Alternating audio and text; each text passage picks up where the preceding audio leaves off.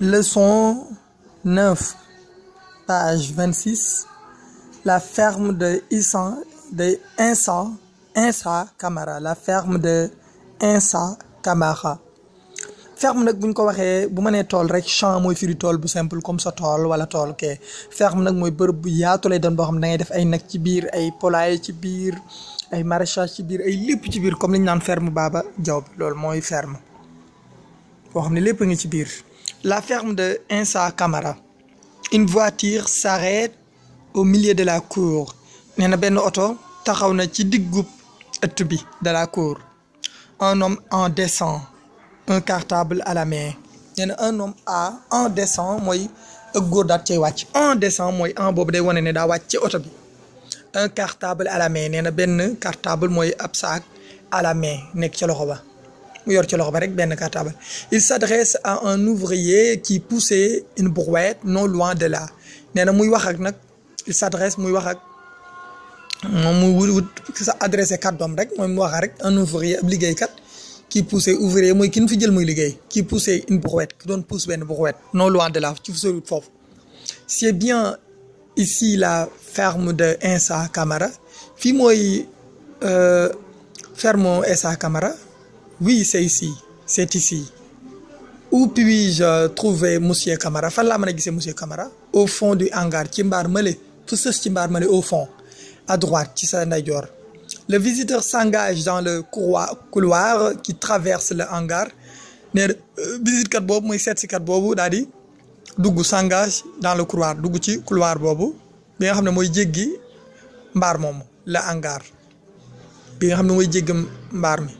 Il fut tout de suite impressionné par la propreté des lieux et l'ordre qui y régnait.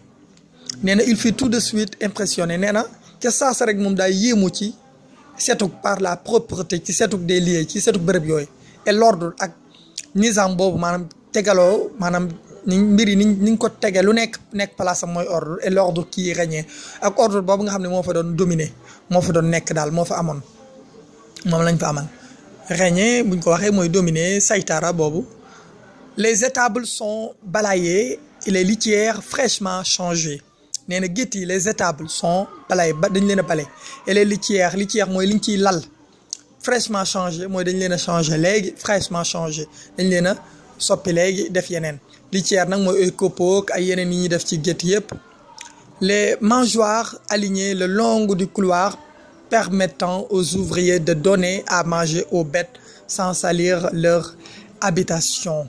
nee na les mangeoires mooy lekkukaay yi alignées ñi ngi leen rangale le long du couloir ci guddaayu ëtt bi permettant pour mën a jàppandal permettant aux ouvriers pour jàppandal liggéeykat yi aux ouvriers de donner à manger pour ñuy mën a jox lekk aux bêtes maanaam rab yi sans salir leur habitation sans ñu ci ñàkk tilimal sans ñu tilimal salir leur habitation seeni dëkkuwaay. Plus loin fa gën a sori de part et d'autre du couloir fa gën a sori de part ci genn wàll ak ga ca des du couloir ci ëtt bi il y a des poulaillers il y a les poulaillers foofu la ay poulaillers nekk am na foofu ay poulaillers il y a les poulaillers avec d'un côté les poussins et d'autre les poules et les coqs.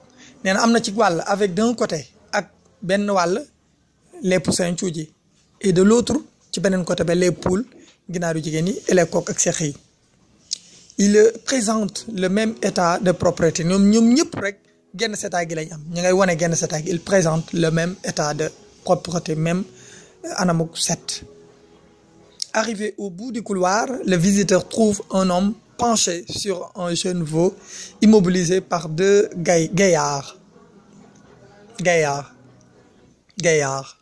nee na arrivé au bout du couloir bañ accès ca catu couloir ba nag le visiteur trouve un homme penché mu gis benn nit ku sëgg penché sur un jeune veau mu sëgg ci benn nagu ndaw un jeune veau nagu ndaw sëlu ndaw immobilisé par deux gaillards. nee na nag goo xam ñu ngi ko tër immobilisé mooy ñu tëral ko rek tër li ñuy wax tëral ci olof tër li ñuy wax tër immobilisé par deux gaillards ñaari gars yi ñoo ko tër.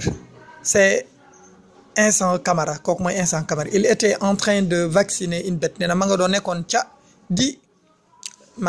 di vacciner di ñàkk aw rab une bête mooy nag woowu daal ak jur ab jur.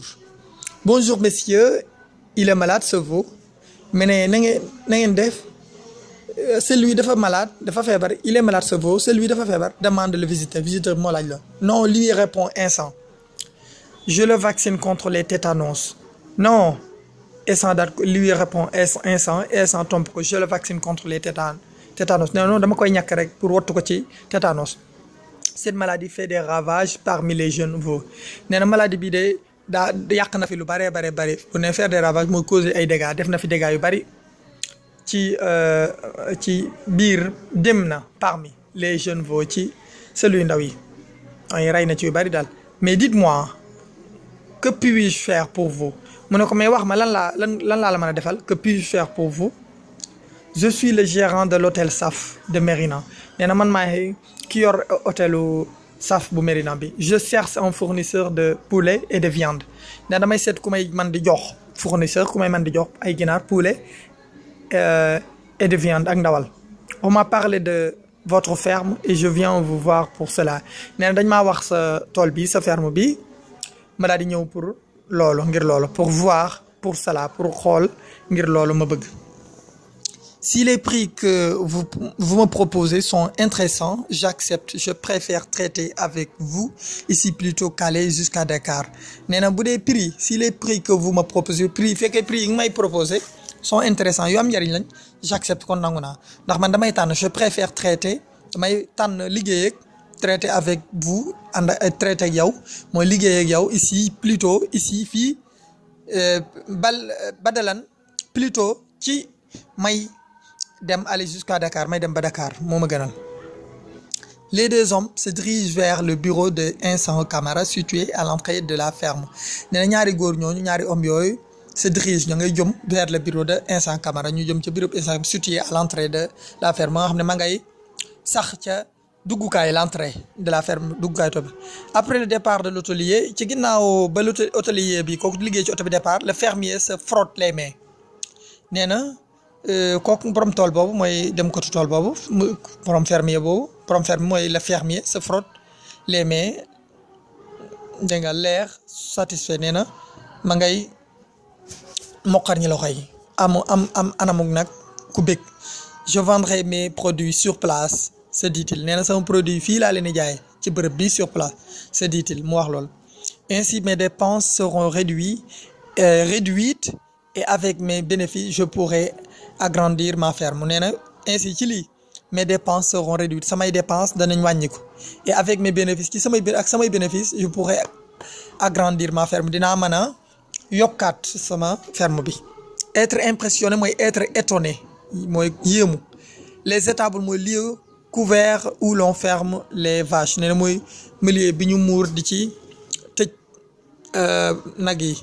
La litière paille sur laquelle se couchent les animaux la litière mooy ñax mi nga xamante ne nii ci la nag yi di tëdd. Faire des ravages mooy causer beaucoup de dégâts mooy amal dégâts yu bari sabab ay dégâts yu bari. Un fournisseur mooy un commerçant qui fournit qui livre régulièrement une marchandise mooy commerçant boo xam ne mooy joxe ki nga xam ne mooy indil waa ji ci anam gu régulièrement une marchandise ab marchandise.